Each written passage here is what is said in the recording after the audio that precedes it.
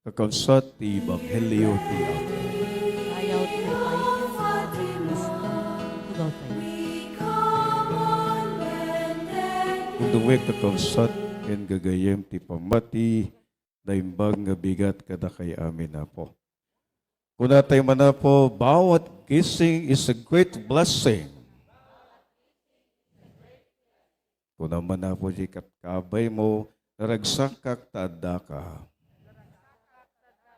Ken kuna mo, nagasat ka, taumay ka. Palakpakan tayo na po Diyos.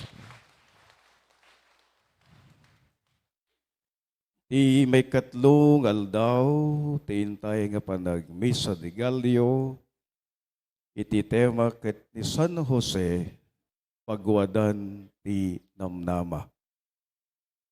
Ti tawen ti yubileo, ipalagip na kadatayo, nga isumat ti tawen, ti napasnek nga panagkararag. Babaen ti kararag, samayan na ti karirik na tayo. Palaganin na ti mariribukan nga isip tayo. Naulawagan na itinakem tayo. Ken pabilgin na tinapakurang a panagtalek tayo. Kuna tayo manapo, nabilig ti kararag. Nabilig ti kararag, gapuanan ta mangbalbaliw daytoy. Nabilig ti kararag, gaputa mangiturong ti panagbabawi. Nabilig ti kararag, gaputa mangpasanto iti aramid ken biyag tayo. Prayer is powerful. It transforms us. It leads us to conversion. It leads us to be reconciled with God and with one another. And more importantly, it makes us holy and sanctified. Isumakon ko na tay garod agkarkararag tay kan kanayon. Prayer is our natural compass for life's direction and purpose. Prayer is our natural compass for life's direction and purpose. No di tayo masurutan ti addang tayo, ket haan tayo maururnos ti biyag tayo. Malabit nakalipat tayo, ket adayo tayo iti Dios. Isu nga agsubli tayo kuma, ket agkararag tayo. The only way to get back to your feet is to get down on your knees and pray. Amen? The only way to get back to your feet is to get down on your knees and pray. Saritain ti Ebanghelyo ti katatao ni San Jose. Numan pa'y nagdwa-dwa gapu ti plano ti Dios. Tay paggarup na ti babae nga nakitulagan na, nga isu ti maasawa na, ket masigugayamen, babaen ti panilaw ti Espiritu Santo. No si kaapo jay lalaki, mariknam ngay jinamnamaam, na itulag ken ka nga asawaam, masikugmo at gayamen. Narikna na tagdwa-dwa. Malabit nagsalsulod-sod isuna. Yan siguro, damot itiriknang na napakurang ti panagtalek. Kadina mo't garot ipagpagaro. Ngem, babaen iti bilig ti kararag. Nalawlawagan ti isip na. Napalagan ti riknana. Kinasurutan na ti kapapanan ti biyag na, babaen ti madagtungpal na ti pagayatan iti Dios. Ti simbaan, bigbigen tay, nga ni San Jose, may ladawan kas managayat ken nadungo nga ama. Napudno ken natulnog, mannangawat ken natalna, ngem natudyo ti pagayatan ti Dios. Saint Joseph as a beloved father. Saint Joseph, a tender and loving father.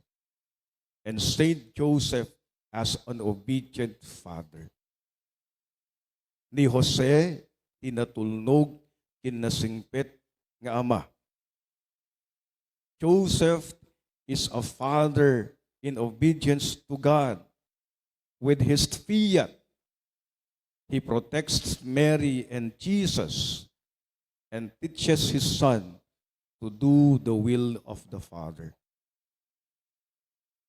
Joseph was called by God to serve the mission of Jesus.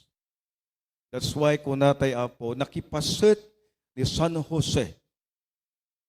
Itinindaklan ng istorya, iti panakaisalakan tayo.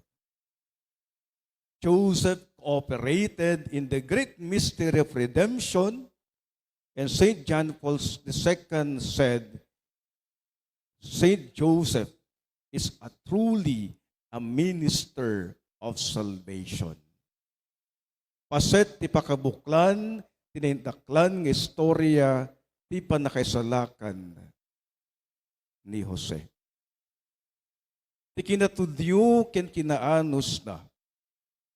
Ket isu ti na magbalin ken kuana nga agtalek ken mangnamnama itinakem ken pagayatan ti Apo. Sapay kumagarod kas ken ni Jose, ipalagip na kadatayo, tintay manen nga ipasnek iti agkararag. Agkararag tayo, kasatdo. Agkararag tayo nga si Aanos. Agkararag tayo as si Papakumbaba. Agkararag tayo nga si Pupudno. Agkararag tayo as si Tatalek. Agkararag tayo as si Lulukat Tinakem ken puso kas ken ni San Jose. Agkararag tayo, ta isuti kasapulan tayo, itibiyag tayo. Kuna apo dagiti biblical commentaries. Naragsak ni Jose, gaputan nagtalek isuna ti pagayatan ti Apo. Happiness for Joseph involved a true gift of himself. In him, we never see frustration, but only trusts. His patient silence was the prelude to concrete expressions of trust. Nakasingsingpit, nakataltal na, nakatultulnog, ken natudiyo ni Jose. Numan pa'y natal na isuna, ngem daytoy tinang pabilig ken kuana, ken na magbalin ken kuana, ngagtalek ken mangnamnama iti Dios. Anya ti maadal tayo ken ni Jose. Umuna nagtalek ti sao ti Dios. Joseph trusted God's word. Not only Joseph trusted God's word, but Joseph acted upon the words of God. His trust in God's word shows on his actions. Sugaron nga iti nagtagtagip ni. Ket tinungpal na iti awis ken pagayatan ti Apo. Ket inkasar na ni Maria.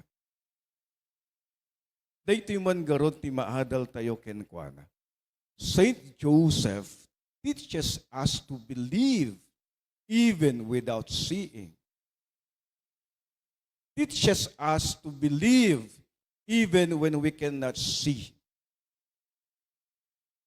This is because, like Joseph, we too realize that God's will for the world will always be better than what we want for ourselves.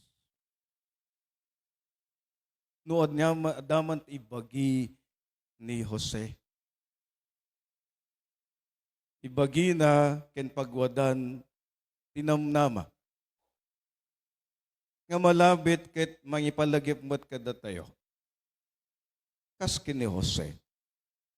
Adu dagiti gundaway, tibiyag tayo, nga haantay nga mayaramid dagiti nagpipintas nga plano tayo.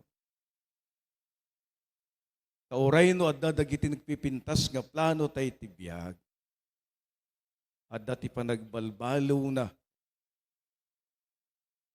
Kenuman pa'y haan nga mararamid perfectly our plans and goals in life.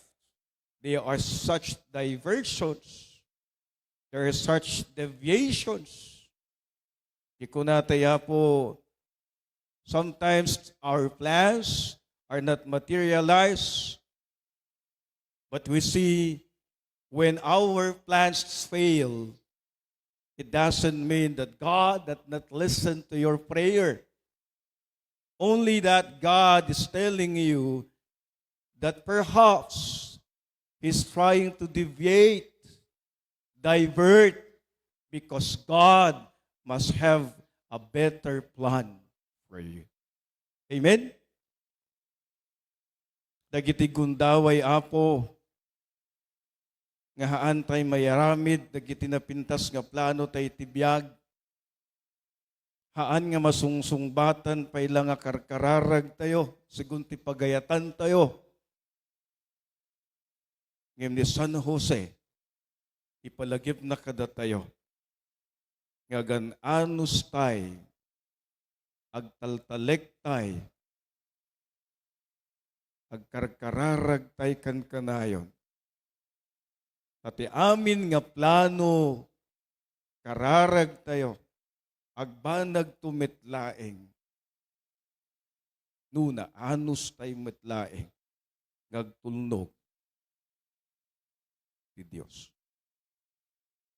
Kasken San Jose, agtalek ken agkamang tay latay ti Dios. Kapuanan ti panagkarkararag tay kan kanayon, makita tayo ti kinasaya at ti Dios ti amin nga biyag tayo. Karkararag tayo, mamamiris tayo, nga napintas ti plano lata ti Dios kada tayo. Karkararag tayo, kadalata ti Dios ti isip naken ken panagbiag tayo. Isugar sapay kuma, kas ken ni San Jose, agtalek, agkamag, agkararag tayo, kasi tutudyo, ken si pupudto. Amen. Tumakder